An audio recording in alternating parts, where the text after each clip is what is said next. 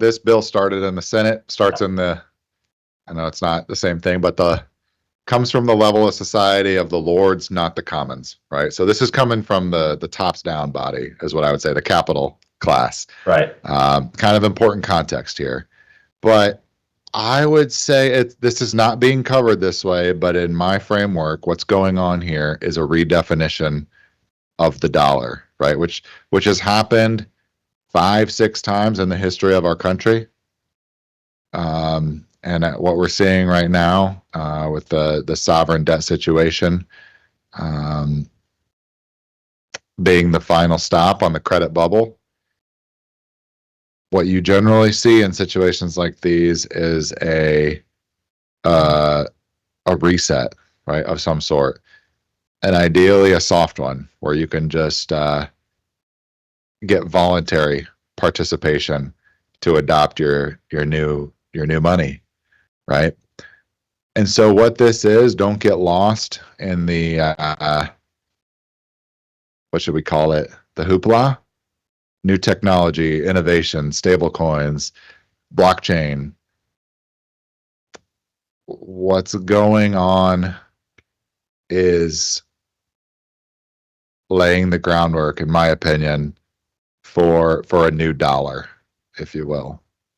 And so, Matt, yeah, just that will fundamentally change how the U.S. banking system operates over time. And I wanted to ask you the question directly. Can you explain, I think you mentioned this in passing to me yesterday, and I think for our viewers, it'd be really helpful for you to explain kind of the step-by-step process almost of exactly how that would work in your mind, in your opinion, of how we can move into the situation where the U.S. is actually a Bitcoin-backed dollar. Bitcoin-backed will come out of this, in my opinion, through outcompeting all other competitors.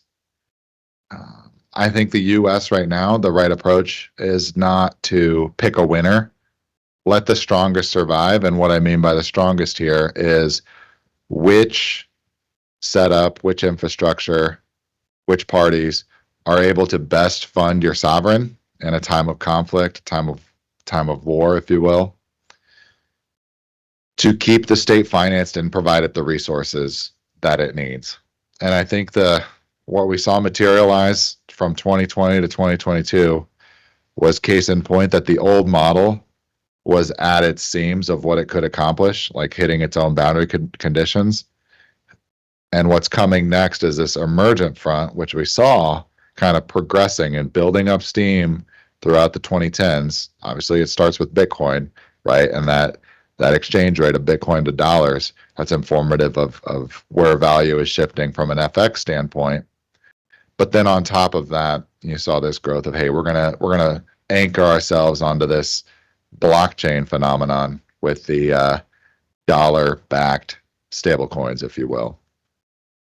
So if you just, I'll go through how I see this playing out maybe in a little bit, but to lay the groundwork here for what the Genius Act actually entails, right? It's laying the regulatory framework for domestic regulation and adoption by our financial institutions and financial system of these stablecoin dollars, right? And they're not bank dollars. They're not Fed dollars, which is where everybody kind of what we all think about as today's version of the dollar. These would be dollar IOUs tokenized on blockchains, right?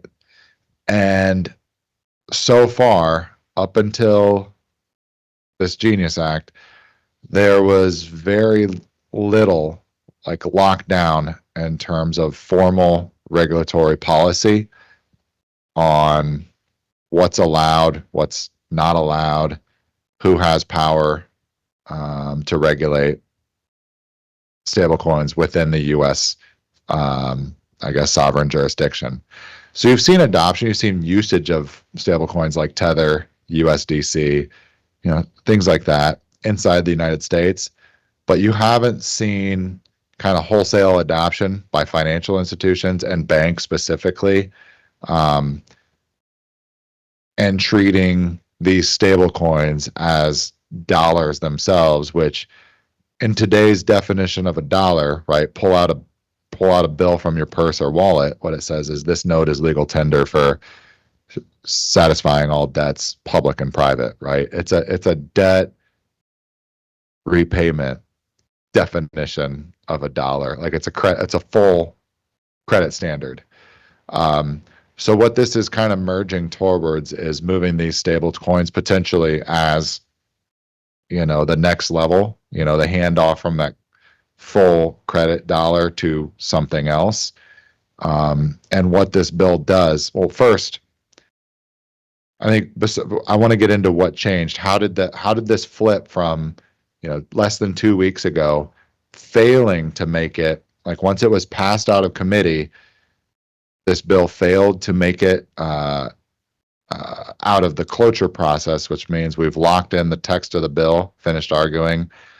We can argue now, as senators, they can continue arguing, but the process is now to come up. You'll add amendments to the bill, which will then go to a final vote to make this policy, which then has to go in the next step of the process. It has to go to the House, then go to the president's desk, et cetera.